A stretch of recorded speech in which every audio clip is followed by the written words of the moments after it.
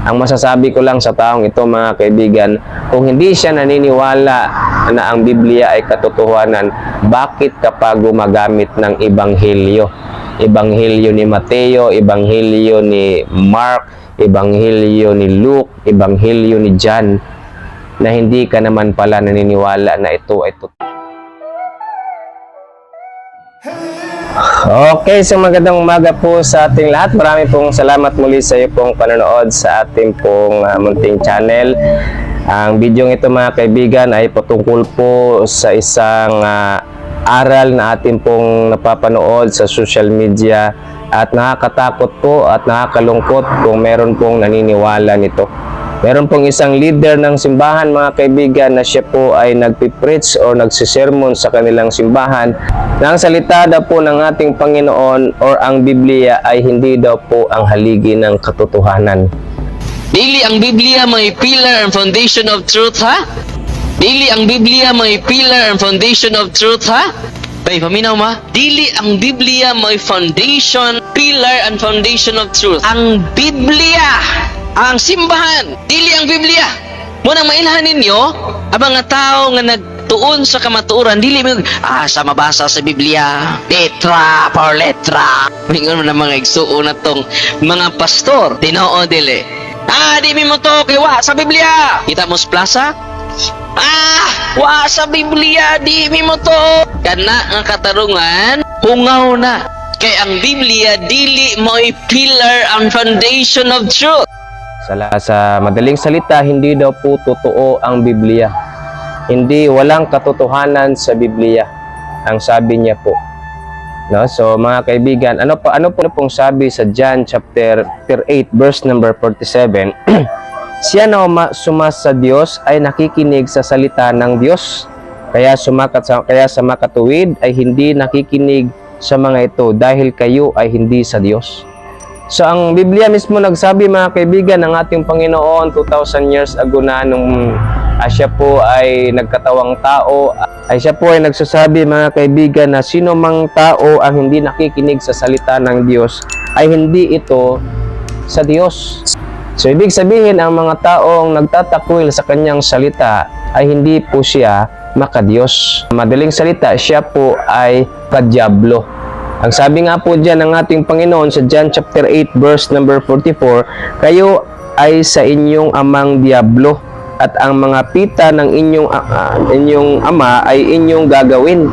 So kung ano po ang sabi ng ating Panginoon, sabi niya, siya ay isang mamamatay tao mula sa pasimula at hindi nanatili sa katotohanan. Dahil walang katotohanan sa kanya kapag siya ay nagsasalita ng isang kasinungalingan, siya ay nagsasalita ng kanyang sarili sapagkat siya ay isang sinungaling at ama nito. So ibig sabihin, mga kaibigan, ang mga taong hindi nakikinig sa salita ng Diyos, sila po ay hindi makadiyos. Sila po ay anak ng Diablo. Ang Diablo po ay siya po ang author ng kasinungalingan. Kaya ang sabi ng taong ito, ang Biblia daw ay hindi daw ito ang haligi ng katotohanan. So ang katotohanan, mga kaibigan, ay kanya pong binaliktad. Ginawa niya pong mali. Ang Biblia may foundation, pillar and foundation of truth. Ang Biblia, ang simbahan, dili ang Biblia. Kung babalikan, mga kaibigan, sa panahon ni Eva at ni Adan, ang sabi po ng ating Panginoon, pwede kayong kumain sa anumang uri ng puno at halaman na may bunga dito sa Garden of Eden, huwag lamang itong isang punong ito. Pero ano pong sabi ng Biblia? Kanya po itong pinasinungalingan. Ang sabi niya, kaya kayo hindi pakainin ng Diyos ninyo dahil pag kumain kayo nito, magiging Diyos kayo. So, siya po ay kumukontra, siya po ang kanya pong ginagawa sa salita ng Diyos ay kanya pong ginagawang mali. Ganyan po ang ugali ni Satanas.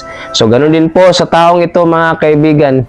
Ang sabi niya po ay ang salita daw ng Diyos or ang Biblia ay hindi daw po ang haligi ng katotohanan. Bay, paminaw ma? Dili ang Biblia may foundation, pillar and foundation of truth. Ang Biblia, ang simbahan, dili ang Biblia.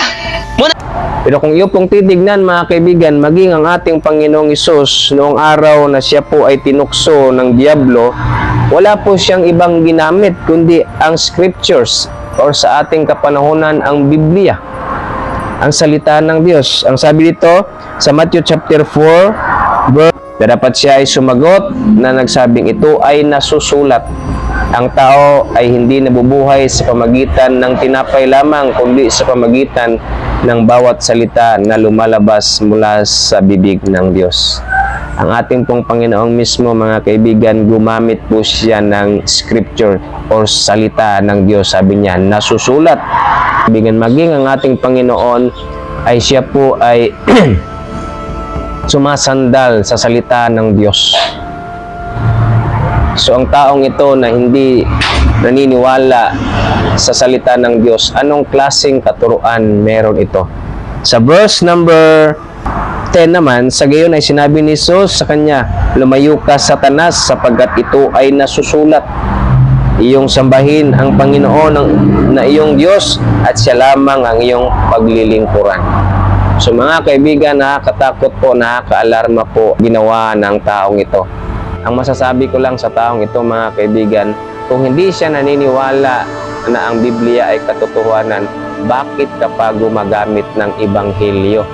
Ebanghelyo ni Mateo, Ebanghelyo ni Mark, Ebanghelyo ni Luke, Ebanghelyo ni John, na hindi ka naman pala naniniwala na ito ay totoo.